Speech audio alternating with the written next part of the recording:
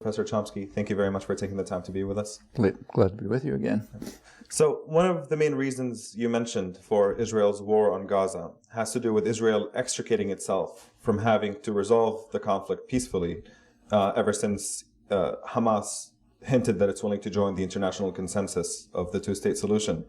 Yet it seemed if you wanted to push Hamas into a position of rejectionism, that the initial bombing the first day of killing over a couple of hundred Palestinians and devastating the infrastructure would have been enough. What do you make of the scale of the continuation of the atrocities for 3 weeks?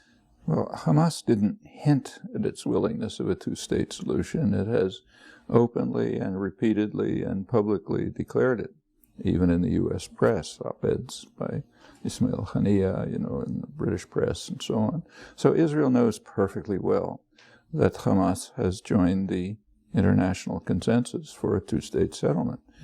And the international consensus means on the international border, maybe some minor mutual modifications, other questions about refugees and so on. Well, Israel and the United States, it's the United States, remember, do not want that solution. In fact, for over 30 years, they've been blocking it in isolation. Actually, there's one exception in 30 years, 1 week in Taba in January 2001, end of Clinton's term, when the negotiators came pretty close to a solution in those terms. But Israel called off the negotiations prematurely, and that was the end of that.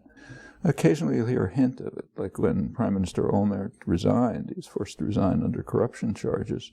He had an interview in the Israeli press in which he said, look, the only thing we can do is go back to that settlement. But it's never been policy. The policy, and this goes way back into the 1920s, is to try to defer political settlement as long as possible, meanwhile doing what's called building facts on the ground. So you construct the basis for some eventual political accommodation, which means expansion. Expansion is built in as an internal dynamic into the system, and the same with delaying negotiations. Even when there was an apparent agreement, like in 1947, it was with the understanding that it's a basis for going on to something more. And I can't run through the history right here, but it's a consistent history since 1967, backed by the United States. And now the United States and Israel are literally alone in their opposition to Palestinian national rights. And it's even explicit. In last December, at the United Nations meetings, there was a series of resolutions in which the U.S. voted alone almost against almost all of them. One of them was on the right of Palestinians to self-determination, not a state, just a right to self-determination. It was passed something like 175 to, I think, 5. The 5 were the United States, Israel, and a couple of the Marshall Islands or something like that. That's the usual lineup. So they're even officially opposed to the right of self-determination, just abstractly. And that makes sense if you want to continue expanding. And we don't have to, the expansion is clear in words, but it's perfectly obvious in deeds. That's what matters. Just look at what's happening on the West Bank. The so-called disengagement from Gaza was a fraud. Israeli hawks like Ariel Sharon, the patron of the settlers movement, understood perfectly well that it's absolutely senseless to keep a couple of thousand Jewish settlers in the ruins of Gaza, protected by a large part of the army and using up a substantial part of the land and resources. Make a lot more sense to transfer them over into the West Bank, which is valuable territory that Israel wants to keep. So they staged a national trauma, and it was staged in such a transparent way. It was even ridiculed by Israeli commentators.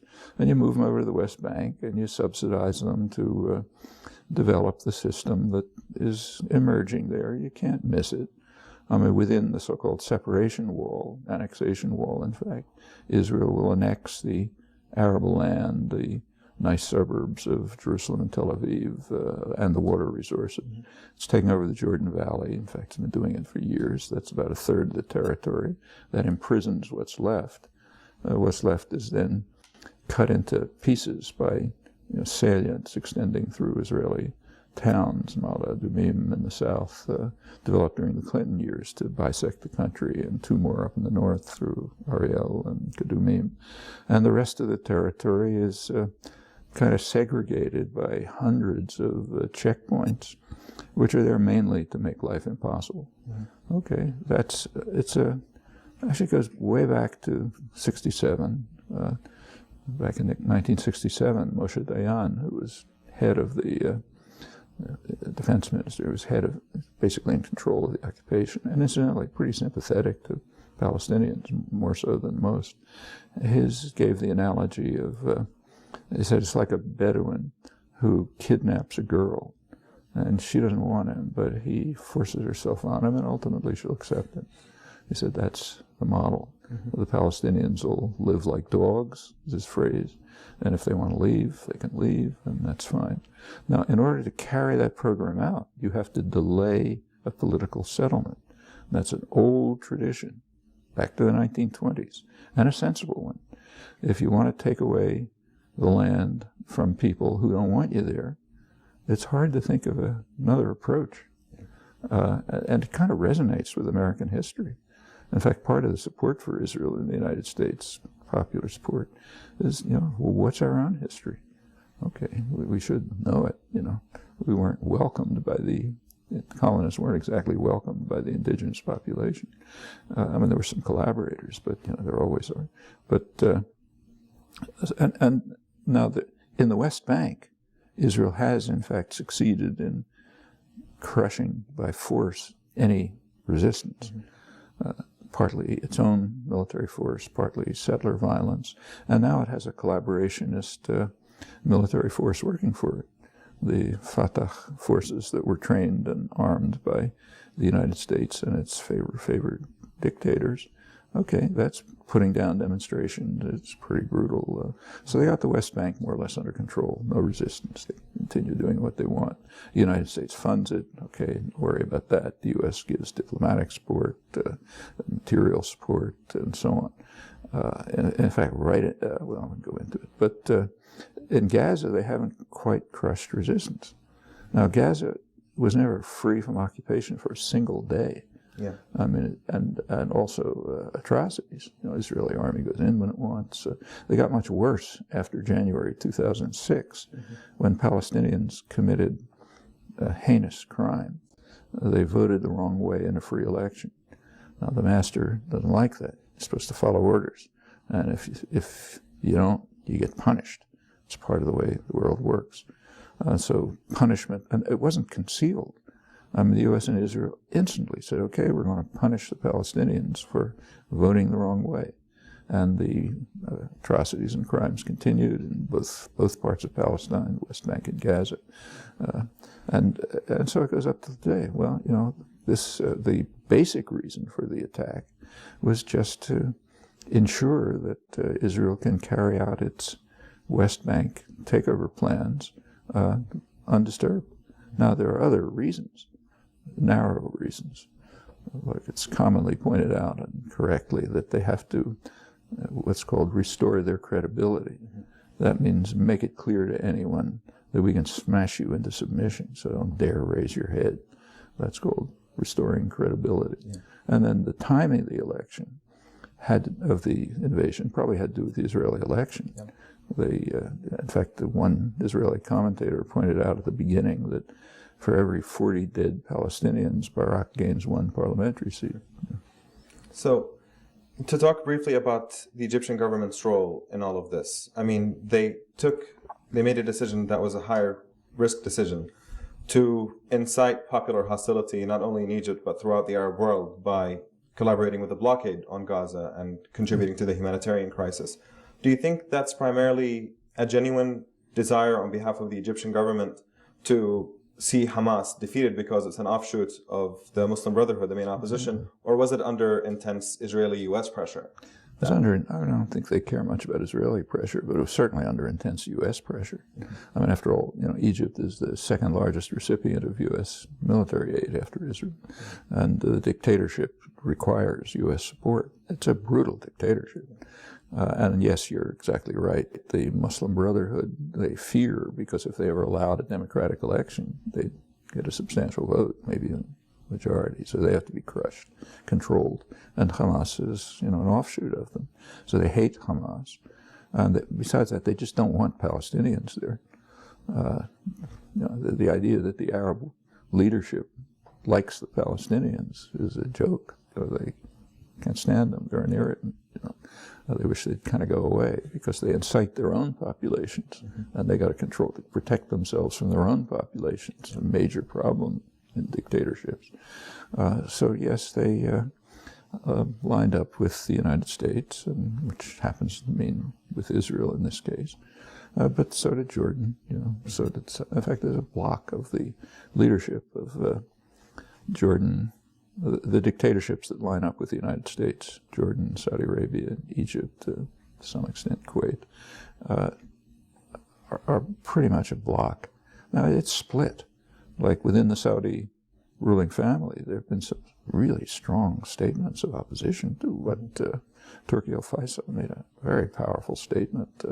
We're all Palestinians. We should go to martyrdom to fight the Israeli onslaught and so on. So it's not easy to keep control. But, this goes way back. It goes back long before Israel was an issue. Yeah. So if you go back to, say, 1958, it's President Eisenhower.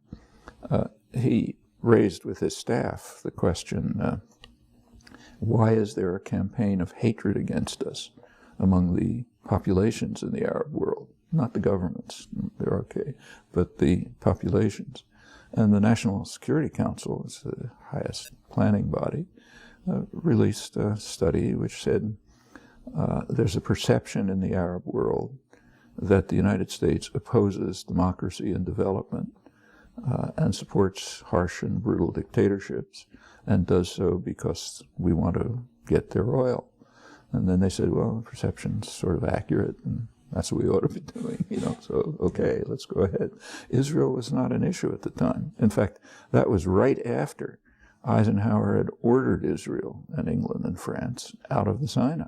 So, he kind of, I suppose he expected, there'd be some gratitude in the Arab world. Well, there isn't. Yeah. There was a campaign of hatred. But they don't care. I mean, of course they care, but it's kind of like a minor issue. As long as the dictatorships can control their populations, it doesn't matter if they hate us. Yeah. The world's ruled by force, after all, not by love. Mm-hmm.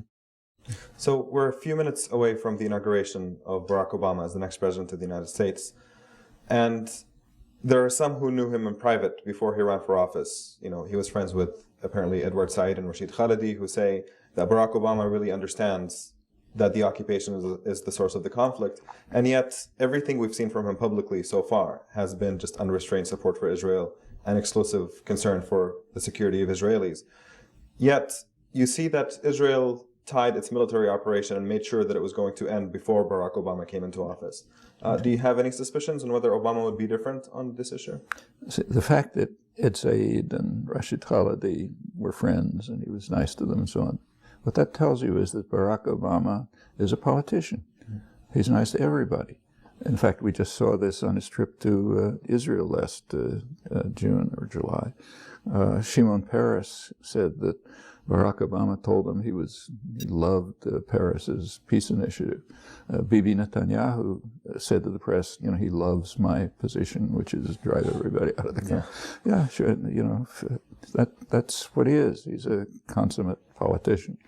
What we know is his actual positions.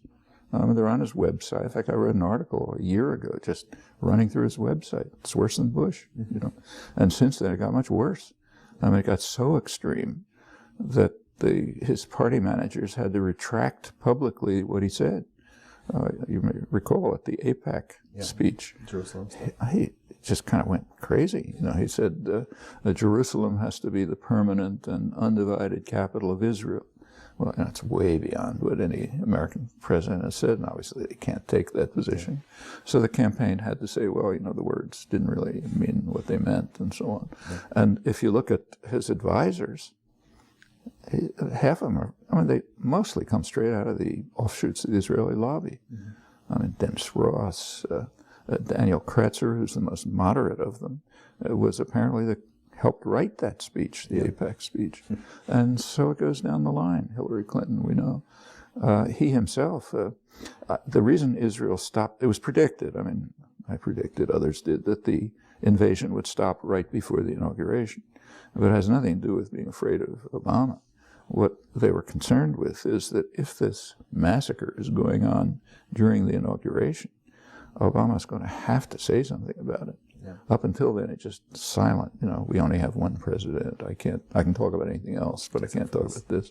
And that kind of sold in the press. But, you know, when you get to the inauguration, Israel's, you know, using white phosphorus, it's bombing UN buildings, destroying schools, mosques. You see pictures of tortured children. I mean, he's not going to be able to be silent. Yeah.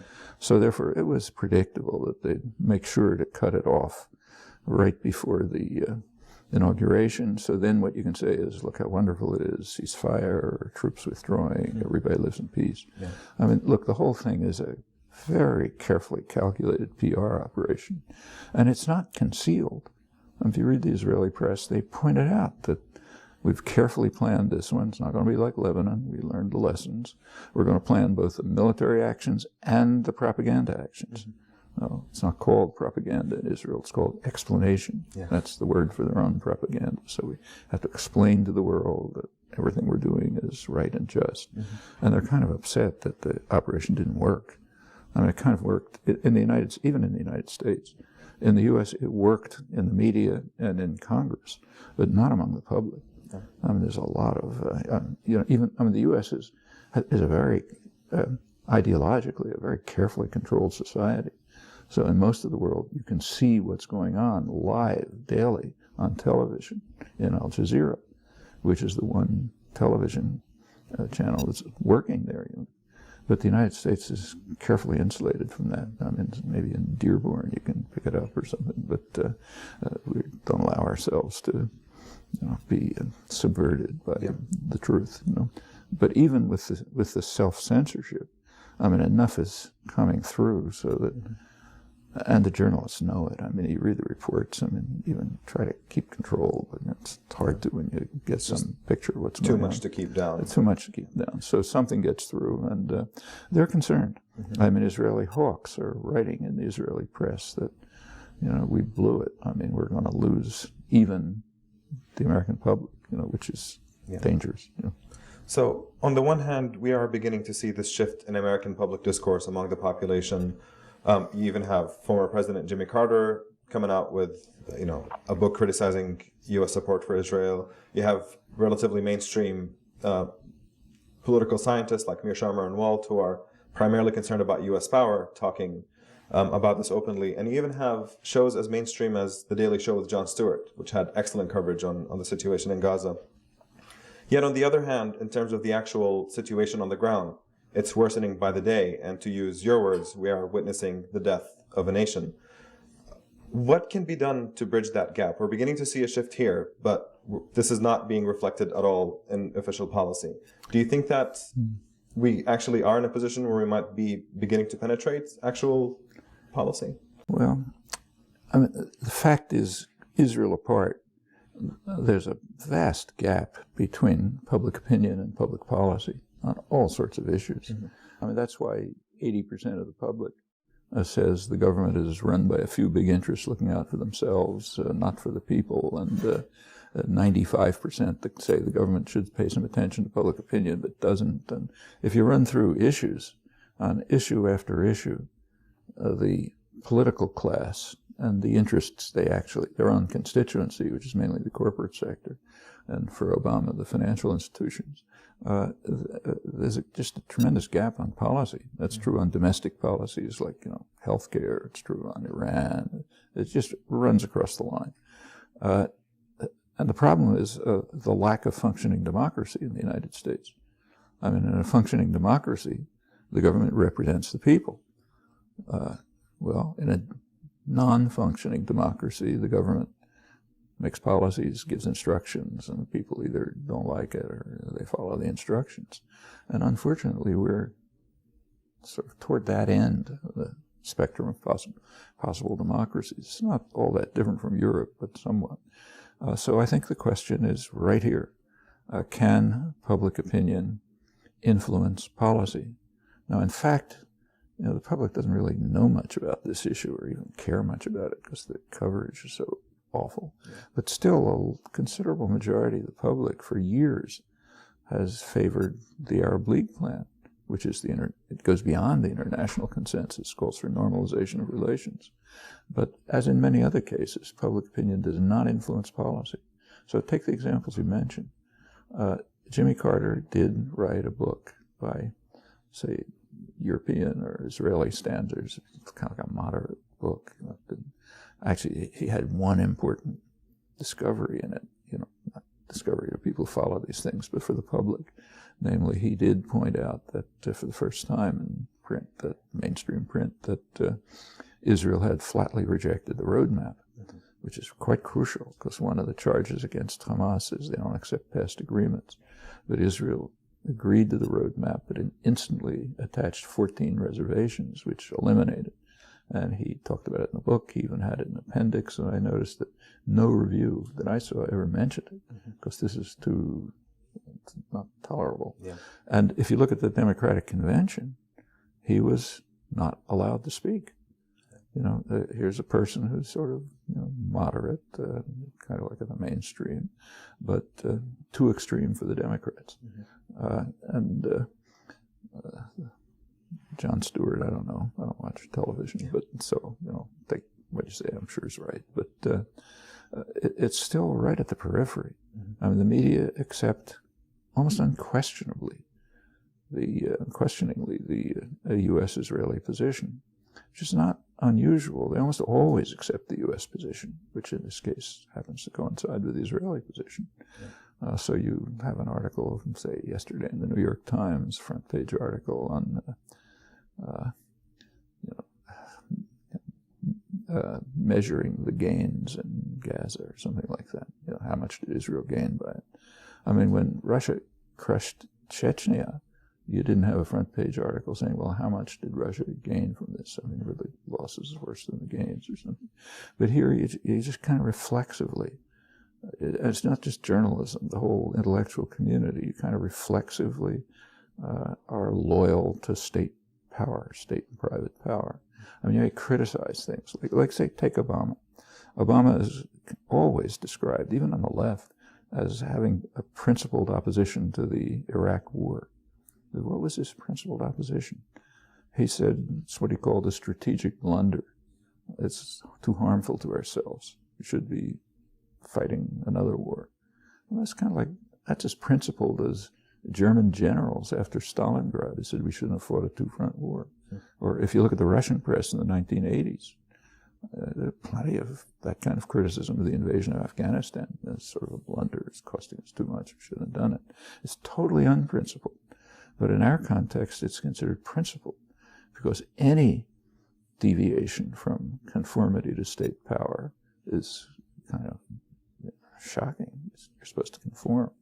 But that's the educated classes, the political class, the corporate sector, of course, which largely staffs the government anyway. And how do we change that? Well, it has to be changed the way it's always been done. I mean, there have been changes. There's a lot of progress in the country. I mean, I don't happen to like any of the candidates, but the fact that the Democratic Party had two candidates, a woman and an African American, that's pretty interesting. I mean, it couldn't happen 40 years ago. It couldn't happen 20 years ago. But it shows that the country is slowly becoming more civilized. And we know what it comes from. I mean, in this case, it comes from student activism in the 60s, which then proliferated, had a big effect. The feminist movement came along in the 70s, the environmental movement, the solidarity movements, international. I mean, take the ships trying to go to Gaza. That's the result of the development of a solidarity movement. Things like those ships were going to Vietnam in the 1960s, to break the American blockade. These are changes. They're slow, but that's the way changes take place. That's why we have the rights and privileges we have. They were never given from above.